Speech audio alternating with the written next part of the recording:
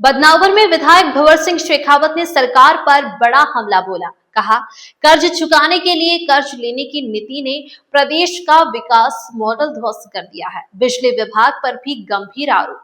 बेहिसाब bill बढ़ोतरी, अघोषित कटौती और अव्यवस्था से जनता परेशान है। लाडली बहना योजना पर सरकार को घेरते हुए बोले, दोहरा खेल खेला जा रहा है, नाम हटाए जा रहे हैं पर नए जोड़े नहीं जा रहे हैं। निर्माणाधीन अस्पताल और सांदीपनी विद्यालय में देरी का जताया आक्रोश। शेखावत ने प्रशासन में फैले भ्रष्टाचार पर बड़ा बयान दिया। व्यवस्था परिवर्तन का समय आ गया है, बड़ा आंदोलन किया जाएगा। आगे क्या कुछ कहा, आप भी सुनिए। कुल मिलाकर के ये जो सारी स्थिति बन रही है, अराजकता की स्थिति बन रही है। और अब मुझे लगता है कि जनता अगर गले गले तक परेशान हो जाएगी तो सड़कों पर आने के आंदोलन करने के सिवा कोई रास्ता बचेगा। ये स्थिति का जो विवरण है आपके माध्यम से जनता तक पहुँचाना चाहते हो। ये पूरी सरकार गले गले तक कर्जे में डूब गई है और लाडली बहना का बहाना लेते हैं। लाडली बहना को आज से जब शुरुआत हुई थी तब कितनी महिलाओं को, कितनी बहनों को पैसा दिया जाता था। आज वो घट करके एक बंद क्या ही रह गए, एक थर्ड रह गए, उनके नाम काट दिए गए। और जो बच्चियां आज 18 साल की हो गई, 21 साल की हो गई, जिनको पात्रता है, पिछले 5 साल के अंदर एक भी नई बच्ची का पंजीयन हुआ क्या? तो लाडली बहना ने कौन सी लाडली बहना? भाई लाडली बहना जो 18 साल की हो गई, 21 साल की हो गई, ये तो आपकी पात्रता है ना, वो लाडली बहना होगी ना। आप पंजीयन कर ही नहीं रहे। नई बहनों का पंजीयन कहाँ हो रहा है? पुराने नाम काटते जा रहे हो और वो कर्जा उसके नाम से लेकर के और ऐसे चल रहा, मजे कर रहे। नई बहनों का पंजीयन तो करिए। नई लाडली बहनों का पंजीयन कब से नहीं हुआ आज तक? ये योजना लागू हुई तब से आज तक नई बहनों का पंजीयन नहीं हुआ है। हमारी मांग है, आपने कहा था 3000 रुपये देंगे, 3000 तो दे नहीं रहे। नई बहनों का पंजीयन कर नहीं रहे। पुरानी बहनों के अंदर आपने 60 साल की उनको छाड़ दिया, उनका तकाजा उसमें लगा दिया और आधे नाम रह गए। तो हमारा ये कहना है कि लाडली बहनों में नई बहनों का पंजीयन किया जाए।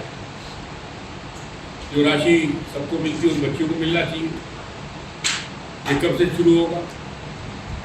ये हमने सरकार से विधानसभा में पूछा और यहाँ से भी आपके माध्यम से पूछ रहे। और इसलिए लाडली बहनों का तो बहाना है, ये सरकार ने अपने खर्चे, अपनी मित्रता खत्म नहीं की, दुरुपयोग खत्म नहीं किया। आज की प्रेस कॉन्फ्रेंस में जनता के कुछ सवाल थे जिनको हम जनता के बीच में रखना चाहते थे।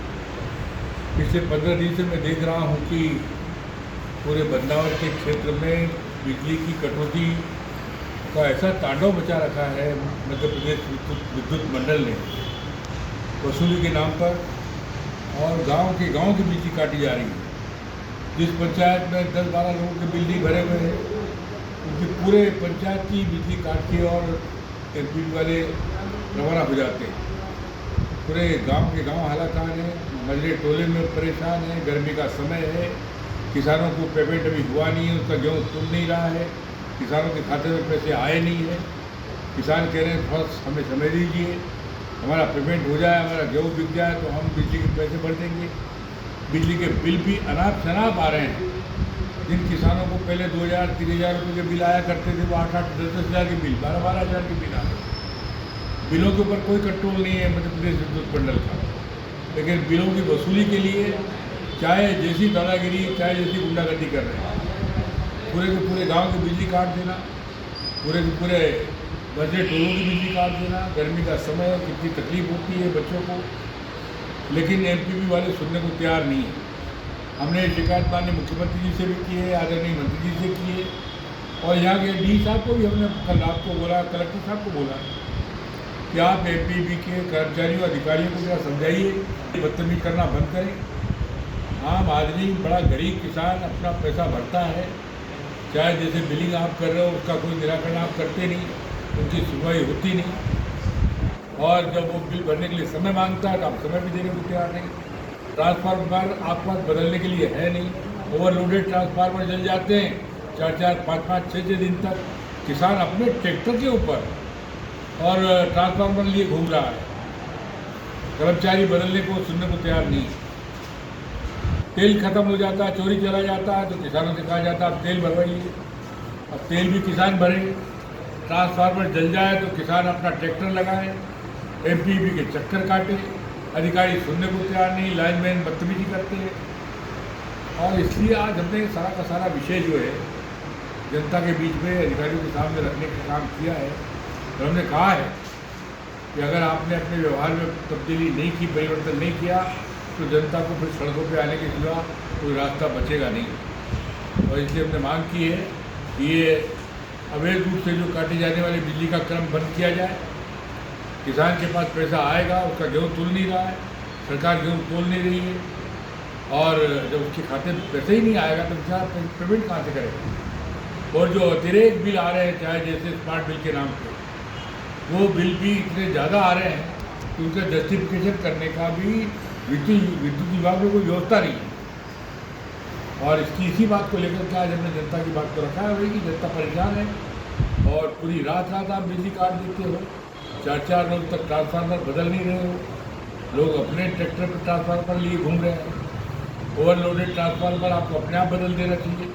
जहाँ ज़्यादा कनेक्शन है, एक ही लोड ज़्यादा है, आप क्यों नहीं नए ट्रांसफार्मर की व्यवस्था करते हो? तो लेकिन ये एमपीवी करने को तैयार नहीं, और एमपीवी का घाटा तो बताते हैं कि हमारा कई लाख करोड़ का घाटा हो गया। ग्लोबल इंडिया टीवी संवाददाता बदनावर से लोधा शिवशंकर, रिगनोदिया की रिपोर्ट।